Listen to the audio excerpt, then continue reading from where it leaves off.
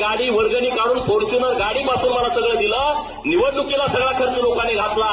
गोपीचंद पडळकर काय नुसता असा तसा तयार झाला नाही. या महाराष्ट्रातल्या, माझ्या मतदारसंघातल्या, माझ्या जिल्ह्यातल्या लोकांनी फार मोठं पाठबळ माझ्या पाठीमागे उभा केलं. त्याचं कारण असं होतं, जिथं कुठं समाजाची, गोरगरिबांची बाजू घ्यायची वेळ येईल तिथं जेलमध्ये जाताना सुद्धा मी मागं पुढं बघितलं नाही.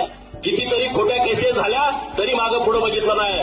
2-2 महिने जेलमध्ये ठेवायची. पण जेव्हा पोलीस अरेस्ट करायला यायचे तेव्हा 10-10, 20-20 हजार लोकांच्या उपस्थितीत 1-1 लाख रुपयाच्या फटाकड्या लोक वाजवल्यानंतर मी पोलीस स्टेशनमध्ये हजर व्हायचो. आणि जेव्हा माझा 2 महिन्यानंतर जामीन व्हायचा तेव्हा 25,000च्या वर लोक मला जेलमध्ये घ्यायला यायची, स्वागत करायला यायची.